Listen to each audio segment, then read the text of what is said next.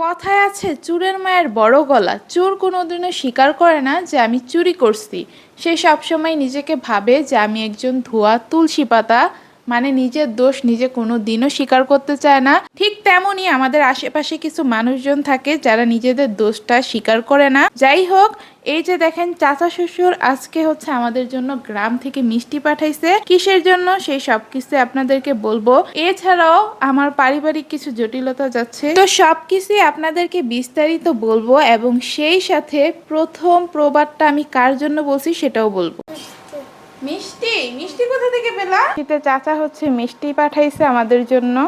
আমি এখনো খাই নাই, খেয়ে দেখবো কেমন। আসসালামু আলাইকুম everyone, welcome back to my another new blog. তো গাইস, আজকে আমার চেহারাটা দেখে আপনারা বুঝতে পারবেন আমি অনেক বেশি অসুস্থ।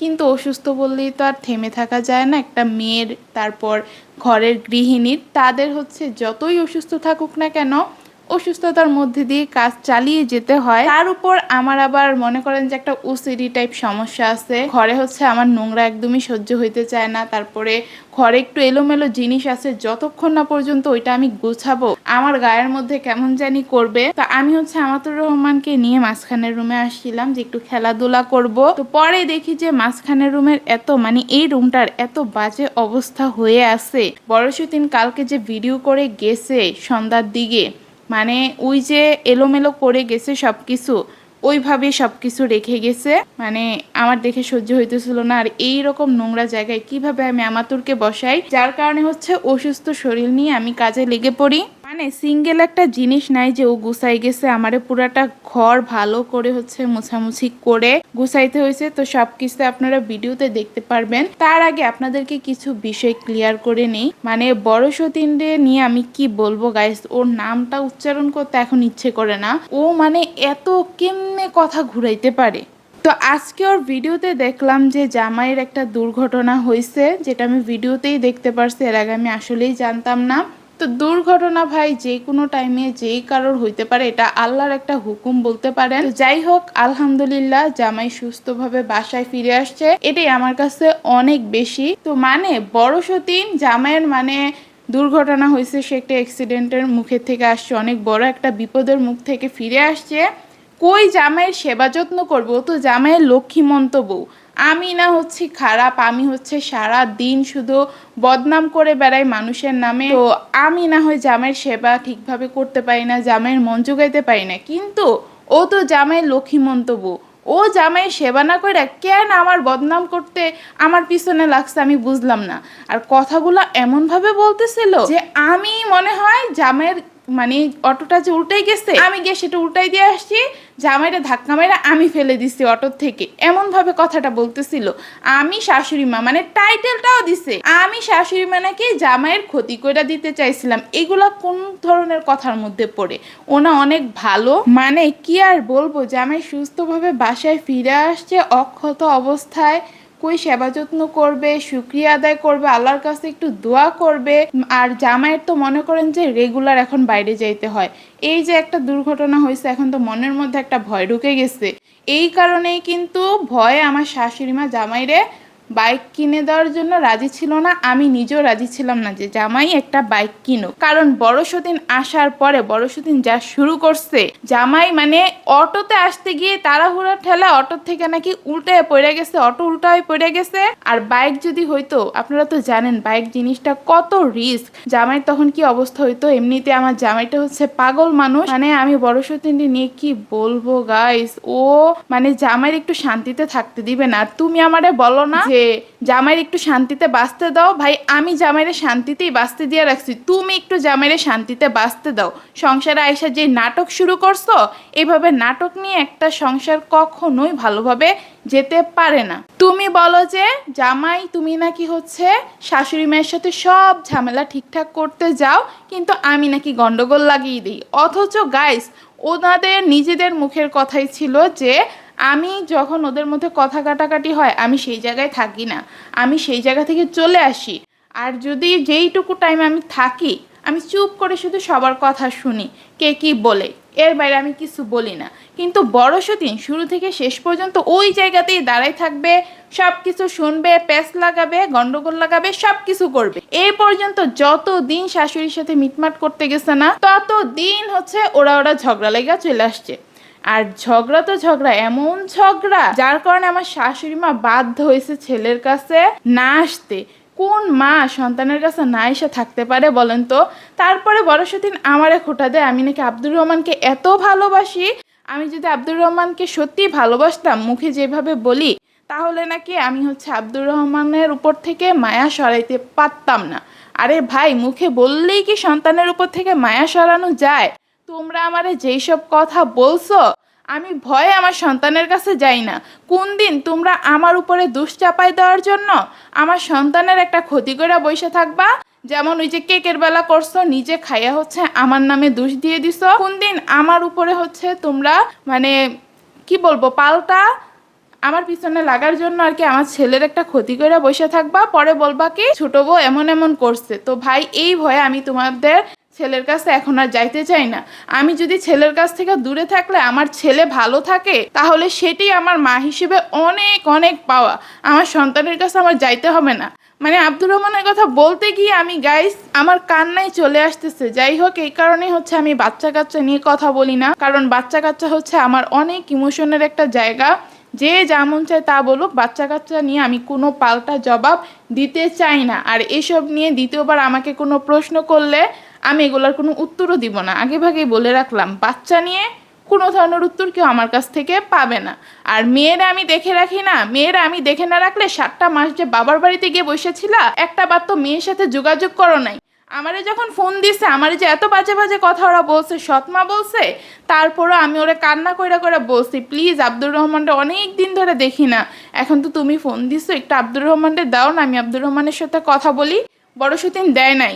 এমনকি আব্দুর রহমানের সাথে তো আমাকে কথা বলতে দেয় নাই, আমাতুরের কথা একটাবার জিজ্ঞেস করে নাই যে আমাতুরে একটু দে, আমি একটু আমাতুরের সাথে কথা বলি। সেই মেয়ের মুখে এখন কত বড় বড় কথা। তুমি আমাতুরে নিয়ে একটু ভিডিও করো, দেখে ভালোবাসা অনেক উতলাইয়া পড়ে তোমার আমাতুরের প্রতি, তাই না? কি বলবো, আমাতুরে শুধুমাত্র তোমার কাছে যাইতে দে আমাতুরের বাবা আছে দেখা, আমাতুরের বাবার উপরে ভরসা কইরা। নাইলে তোমার মতো মায়ের কাছে আমি আমাতুরকে জীবনেও দিতাম না।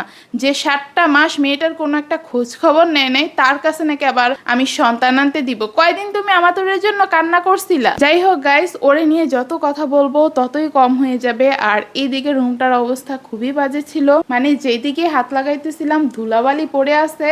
এই রুমটার মধ্যে নাকি বাচ্চারা হচ্ছে ডেইলি খেলাধুলা করে, মানে কেমনে সম্ভব ভাই?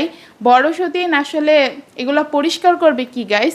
আর আজকে আমার যে জিনিসটা সবচেয়ে হাস্যকর লাগছে, ও যে রান্না করে, ও তো রান্নাঘরে রান্না করে না। অনেকেই জিনিসটা ভুল বুঝছেন যে আমার রান্নাঘরে বড় সতীন রান্না করে, তো আমার রান্নাঘর নোংরা হয়ে আছে না কি আছে এটা বড় সতীন কিভাবে জানবে? বড় সতীন রান্নাঘরে রান্না করে না, বড় সতীন হচ্ছে কারেন্টের চুলায় ডাইনিং টেবিলের উপরে রান্না করে।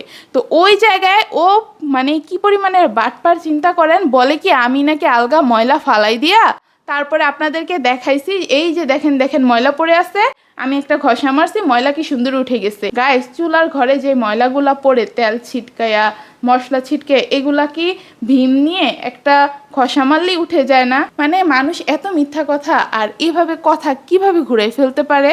আর যেই কথায় আমি ছিলাম গাইস, এত পরিমাণে ধুলা ঘরের মধ্যে, আমি জাস্ট একটু ঘরটা ঝাড়ু দিছি একটা বার, আমার এমনিতেই তো অ্যালার্জির সমস্যা আছে, ধুলাবালিতে এত সমস্যা হইতেছিল বালির কারণে, তো বুঝে ঘরটার মধ্যে কি পরিমাণের বালি ছিল। যাই হোক, আজকে সুন্দরভাবে সব কিছু একদম মুছামাছি করে আমি পরিষ্কার করে দিছি, জানি না এরকম কতক্ষণ থাকবে।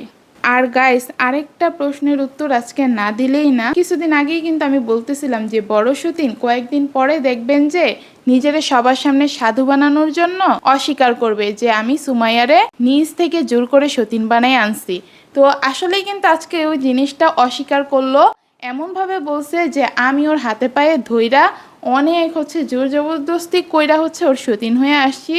তো যাই হোক, কিভাবে যে সতীন হয়েছিলাম আর ও যে আমাদের সতীন বানানোর জন্য কি কি আকামগুলা করছিল, সেই সব কিছু গাইস আপনারা হচ্ছে আমার চ্যানেলে যাবেন, এই যে শেয়ার্ড ফ্যামিলি ফান, সেখানে প্লেলিস্ট আছে 203-এর লাইফ স্টোরি নামে। প্রথম একটা ভিডিও আছে 54 মিনিটের, কিভাবে সতীন হলাম, সেই গল্প বলতে গিয়ে 203 কান্না করে দিলাম। ক্যাপশনটা এরকম, ক্লিক করে 54 মিনিটের ব্লগটা দেখে আসবেন। আর এই ভিডিওর শেষে হচ্ছে আমি স্ক্রিনে দিয়ে দিব, স্ক্রিনে ভেসে উঠবে ভিডিওটা যে কিভাবে সতীন হলাম, লেখাটা দেখলে আপনারা ক্লিক করে দিবেন। 54 মিনিটে সে ব্লগটা দেখে আসবেন। ও নিজের মুখেই বলছিল যে ও আমারে সতীন বানানোর জন্য কি কি করছিল, আর আমি যে ওর সতীন হওয়ার জন্য রাজি ছিলাম না। প্রথমত আমি ওর সাথে হচ্ছে সতীন হওয়াটা নিয়ে মজা করছিলাম, যে এমনিতে একটু মজা নিয়ে, ও তো সবসময় সতীন নিবে করবে, তো মজা নিয়ে কথা বলতেছিলাম। কিন্তু ও জিনিসটা নিয়ে অনেক বেশি সিরিয়াস হয়ে গেছিল এবং আমারে অনেক বেশি জোর জবরদস্তি করতে থাকে। যাই হোক, একটা সময় আমি বললাম যে যদি আমি সতীন হইও, আমার একটা কেরিয়ার আমি সেটেল করে নিই তারপরে। ও বলল যে না, কেরিয়ার সেটেল করা যাবে না, এখনই আমার সতীন হতে হবে। মানে যা তা একটা অবস্থা। পরে আমি বললাম যে আচ্ছা ঠিক আছে, এখন না, আমি হচ্ছে মাত্র তো ইন্টার ফার্স্ট ইয়ারে উঠছি, আমি আগে হচ্ছে এইচএসসি পরীক্ষাটা দিয়ে নেই, অ্যাডমিশন দিব, তারপরে তোমার সতীন হব। কারণ সমাজে কিন্তু এই দুই বিয়ে বা বহু বিবাহ সহজে কেউ মেনে নেয় না। আমরা যদি হচ্ছে পড়াশোনার দিক থেকে স্টাবলিশ থাকি, আমরা আমাদের খরচটা নিজেরাই চালিয়ে নিতে পারবো। আর গাইজ দেখেন, কিছুদিন পরে না বড় সতীন আবার বলে, আমি তখন এইসব কথা বলছি, আমি তো ভিডিও করতে পারতাম না, ছোট সতীন আমাকে এসব শিখিয়ে দিছে। বড় সতীনের তো আবার এইভাবে কথা ঘুরিয়ে ফেলার অভ্যাসটা খুবই ভালো, আর এই বিষয়ে খুবই দক্ষ। যাই হোক, বড় সতীন যদি কখনো এইরকম কথা বলে, তাহলে নিজের ধরাটা নিজেই খাবে। আর কিভাবে খাবে, যখন বলবে তখনই বুঝবে। দেরি হয়েছে, আমাতুর রহমান আয়েশাটিরে বস খাইতে দেরি হচ্ছে না। কি খাচ্ছ তুমি আমাতুর? কি খাও? টুনটুনি কি খাও? বলো বলো। মিষ্টি? মিষ্টি কোথা থেকে পেলা? মিষ্টি পাইলে কোথা থেকে? দাদার কাছের থেকে। এই যে গাইস, এখানে মিষ্টি গ্রাম থেকে হচ্ছে আমাদের চাচাতো ভাই হয়েছে, তো চাচাতো ভাই হওয়ার খুশিতে চাচা হচ্ছে মিষ্টি পাঠাইছে আমাদের জন্য। আমি এখনো খাই নাই, খেয়ে দেখবো কেমন। আসলে আব্বু আসছিল, আমি কাজ করতেছিলাম, এর মাঝখানে এসে হচ্ছে আমাদেরকে মিষ্টি দিয়ে বসাই দিস। তো গাইস, ওরে এত ভালোভাবে বুঝানোর পরও ও আমার এই কথায় রাজি ছিল না। মানে ও বলছে এখন ওর সতীন হইতে হবে, মানে সতীন হইতে হবে। আসলে বিষয়টা হয়েছে কি, ও তো আমার কাজের বুয়া হচ্ছে বানাইয়া রাখতে চাইছিল।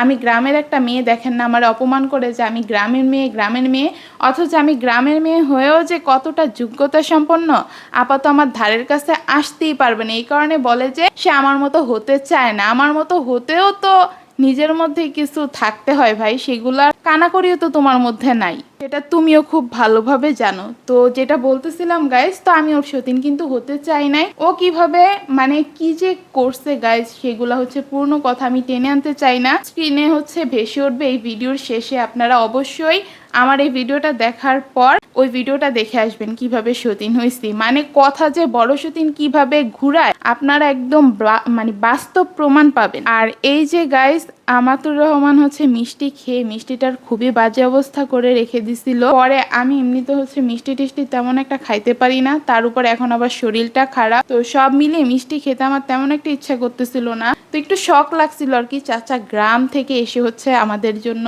মিষ্টি দিয়ে গেছে, তার ছেলে সন্তান হয়েছে সেই খুশিতে। আগে ছিল একটা মেয়ে, মাশাল্লাহ মেয়েটার হয়ে গেছে 5-6 বছর বয়স, তো এখন একটা ছেলে হয়েছে। তো বুঝতেই পারতেছেন, গ্রামে একটা মেয়ের পরে একটা ছেলে হওয়ার মানে একদম হীরার টুকরা পেয়ে যাওয়া। যার কারণে হচ্ছে আমি একটু শখে শখে নিয়েছিলাম আমাতুরের খেয়ে রাখাটা, কিন্তু সেটাও ভালোভাবে খাইতে পারি নাই গাইস, এত পরিমাণে মিষ্টি ছিল। আসলে চাচা মনে হয় গ্রাম থেকে মিষ্টিগুলা নিয়ে আসছে, গ্রামের মিষ্টি না অনেক বেশি মিষ্টি থাকে, এই কারণে না খাওয়া যায় না তেমন একটা। খেয়ে আমার মুখটা কেমন যেন হয়ে গেছে। যাই হোক, আলহামদুলিল্লাহ সবকিছুর জন্যই।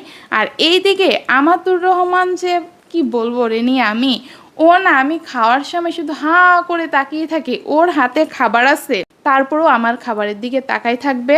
এই যে দেখেন কি করতেছে, আমার যে দেখে কেমনটা লাগতেছিল, আর বারবার বলতেছিলাম তুমি এইরকম করতেছো কেন। তারপরে আগের দিন আমি স্যান্ডউইচ হচ্ছে 2 কামড় দিছিলাম, ওর হাতে কিন্তু স্যান্ডউইচ আছে, কিন্তু ও ওর হাতের স্যান্ডউইচ খাওয়া বাদ দিয়ে আমার স্যান্ডউইচ খাওয়ার দিকে তাকায় আছে কেন, এটাই আমি বুঝলাম না।